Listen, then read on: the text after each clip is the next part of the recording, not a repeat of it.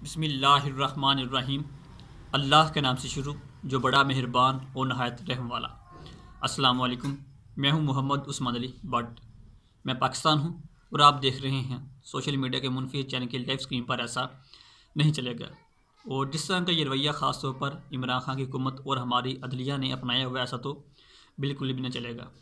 जैसा कि आपको मेरे नुमान से पता चल ही गया होगा कि आसिया मलिना की ये जो रेप पिटीशन थी, आज उसकी समाअत थी, उसके हवाले से मैं बात करना चाहता हूँ। मैं सिर्फ चंद जो ऐसी बातें जो कि मीडिया आपको कभी नहीं दिखाएगा उनके हवाले से मैं बात करना चाहता हूँ। सबसे पहली बात तो ये है कि हमें पहले पता था कि हुकूमत ने किस तरह का ये अपना जो बयानिया वो जारी करना है और किस तरह का जायज़ साहबाने करना है, इसलिए हम इसके ऊपर तफसील में पहले ही वीडियोस बना चुके हैं।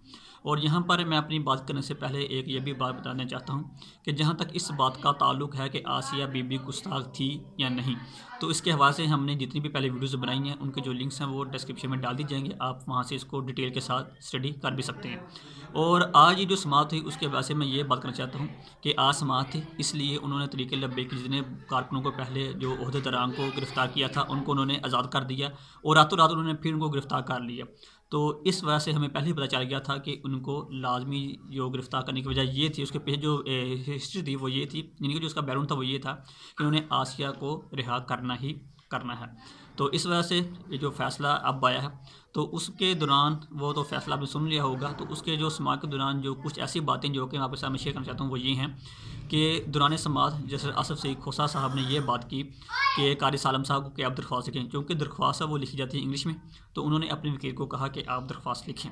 तो जब उन्होंने ये बात की तो जैसे असफ सईद खोसा ने, कि जिसको कहते हैं चीफ जस्टिस ऑफ पाकिस्तान, उसको इतनी भी थोड़ी सी सेंस नहीं है कि उसने जूता उतार के एक आलिम दीन को दिखा रहा है, उसकी तज़हीर कर रहा है कि तुम जहल के जाहिर रहोगे, साथ में ये जुमला बोला तुम कौन रहोगे, जहल के जाहिर। अब ये बताएं क्या किसी बंदे के पढ़े लिखे होने की जो निशानी वो ये है कि वो सिर्फ अंग्रेज़ी जानता हो, सिर्फ दुनिया नहीं पढ़ता हो? एक आलिम दीन है और आलम की तौहीन इस तरह कुफर की हद तक जा सकती है अगर आपने माफ़ी नहीं मांगी।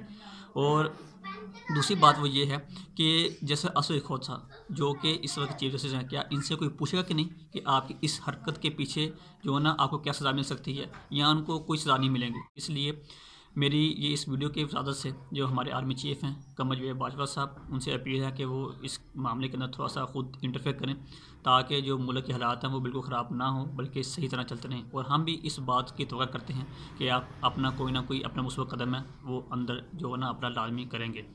और आखिर पे मैं यही करूँगा कि जितने भी दोस्त अहबाब में वीडियो देख लिए हैं उनसे मेरी गुजारिश है कि वो लाजमी अपना अपना जो बयान कम अज़ कम सोशल मीडिया के ऊपर लाजमी जो है ना अपलोड करें।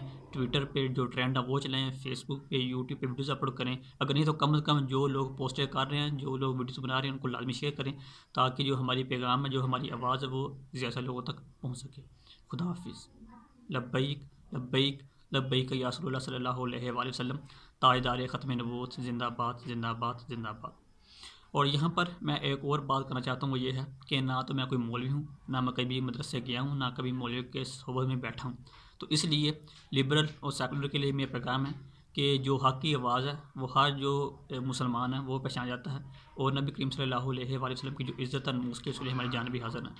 मैं यूनिवर्सिटी का स्टूडेंट हूँ, इसलिए आप कमेंट करने से पहले इस वीडियो को लाजमी सुन लीजिएगा और मेरी वीडियो देखने दोस्त अब आपसे गुजारिश है इसको लाजमी शेयर कीजिएगा। ताजदार ख़त्म नबूवत जिंदाबाद जिंदाबाद जिंदाबाद।